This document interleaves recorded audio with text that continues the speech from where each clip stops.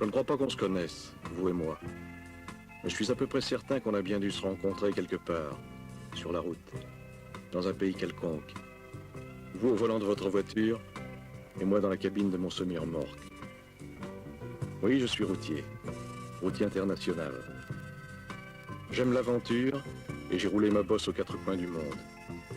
J'en ai passé des frontières, et bouffé des kilomètres de poussière, de boue ou de neige. À cette époque-là, je faisais la ligne sur l'autoroute de Californie. C'est là que m'est arrivée cette étrange histoire. Je venais de loin. Je conduisais depuis trop longtemps et la fatigue commençait à se faire sentir. J'hésitais à réveiller le copain qui dormait dans la couchette. Et pour me tenir compagnie, j'avais branché le radiotéléphone de bord. Le mobilophone, comme on l'appelle aux États-Unis. C'est un appareil qui nous permet, à nous autres les routiers, de garder le contact et de nous entraider en cas de coup dur. Je venais à peine d'enclencher le canal 27 de la CBR, qui est notre fréquence habituelle, lorsque j'entendis, à travers la friture des ondes courtes, une petite voix lointaine qui parlait. Une petite voix d'enfant qui appelait. Allô? Allô, les routiers? Ici Teddy. Teddy Bear. M'entendez-vous? Ici Teddy. Répondez-moi.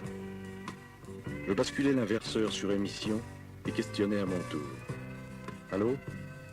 Allô, Teddy? Ici la route. D'où appelles-tu? Que veux-tu? La voix du gamin répondit, un peu plus proche. Ici Teddy. J'appelle les routiers. Je t'entends, Teddy, que veux-tu? Je suis tout seul. Je m'ennuie. Et je voudrais parler un peu avec vous. Je vous appelle avec le radiotéléphone de mon papa. Cet été, nous avons eu un très grave accident. Et je suis toujours dans mon lit. Le docteur dit que je pourrai remarcher un jour et que ce sera sûrement très long. J'habite une maison tout près de l'autoroute. Je suis souvent seul le soir, car maman est serveuse dans un motel pour nous faire vivre. J'ai perdu mon papa dans l'accident qui a détruit son camion et qui m'a cloué au lit. Il m'emmenait de temps en temps pour des petites courses. Mais maintenant, il ne vient plus jamais de routier par ici. Alors j'essaie de vous accrocher, avec le radiotéléphone qui nous reste, pour vous parler un petit peu, quand vous passez sur l'autoroute. Je ne suis pas une fillette, mais il me sembla soudain que mes yeux se brouillaient, et que j'y voyais moins bien. J'arrêtai le moteur, au premier embranchement venu, et je sortis ma carte. Dis-moi, Teddy, où habites-tu exactement? Le petit me situa sa maison.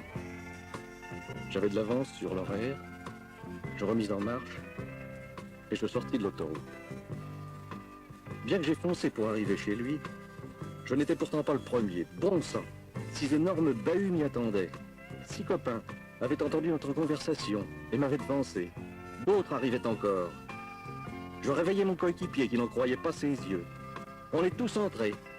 On a sorti Teddy de son petit lit et ce fut vraiment la fête. Chacun voulait le porter, l'asseoir derrière son volant, le cajoler.